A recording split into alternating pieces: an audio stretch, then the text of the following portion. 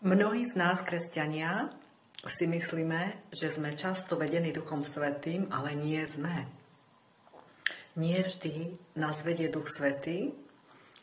Sú 4 typy duchov. Je Boží duch, potom sú anjeli, potom je diabol a démoni a potom je to ľudský duch. Častokrát kresťana nemusí viesť Duch Svätý, ale môže to byť buď jeho duch, alebo dokonca to môžu byť zlí duchovia, ktorí tiež pudia. Ako Duch Svätý nás k niečomu pudí, tak nás pudí takýmto spôsobom, že nás neženie. Ale tak ľahučko nás popuzuje a my sa musíme pýtať Pána Ježiša, ak cítime nejaké pudenie, ideálne v duchu, aby to ten zlý nepočul a on nedával odpovede. Pane Ježišu, pudí ma tvoj duch?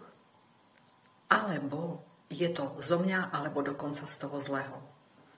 Ak je to, Pane Ježišu, Duch Svätý, ak si to Ty, Duchu Svätý, tak ťa prosím, ešte ma púď a nejak mi to potvrdzuj. Ak je to od toho zlého alebo zo mňa, tak mi to púdenie zober preč. A rázom zistíte, že to bolo z vás, alebo dokonca z toho zlého.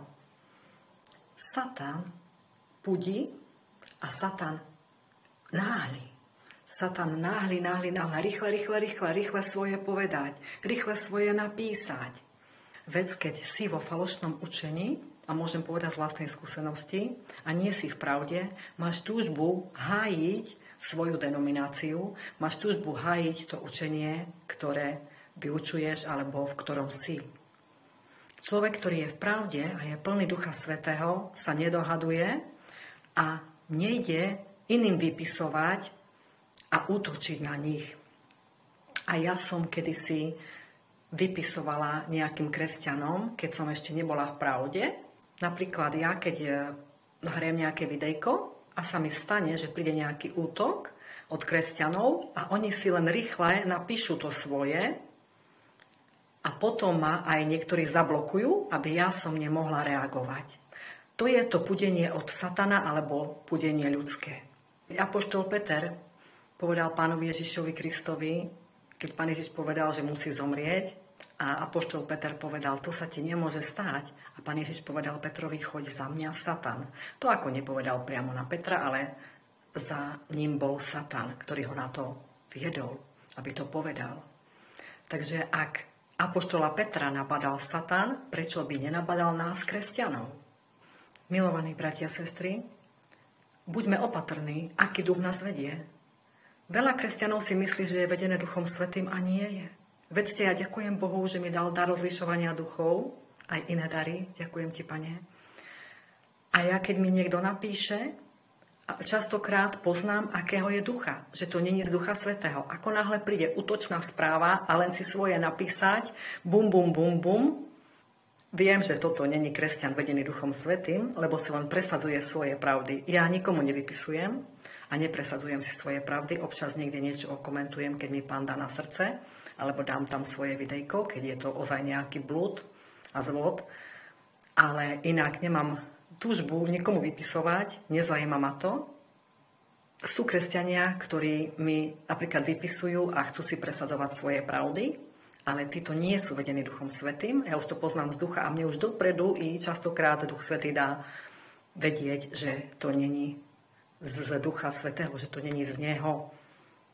Už podľa správy, vďaka Bohu, poznám, aký duch je za tým kresťanom. Je to úžasný dar. Ďakujem ti, Pane Ježišu, za tento dar nádherný. Často si myslia kresťania, že sú vedení Duchom Svätým, ale sú vedení buď svojim duchom, sebou, svojou mysľou a chcú si svoje presadzovať, alebo dokonca sú vedení Satanom priamo. Ozaj, Satan si používa kresťanov. Vedzte, že Satan si hodne používa kresťanov. A viem to z vlastnej skúsenosti, keď mi vypisujú kresťania a ako útočia. Používa si Satan veľa kresťanov. Žiaľ, je to tak.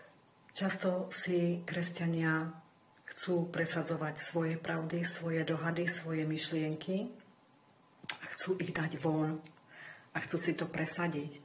Ale nie je to z Ducha Svätého, pretože Duch Svätý sa nevnúcuje, Duch Svätý sa neháda, neútočí, ale keď Duch Svätý napomína v duchu miernosti a v láske.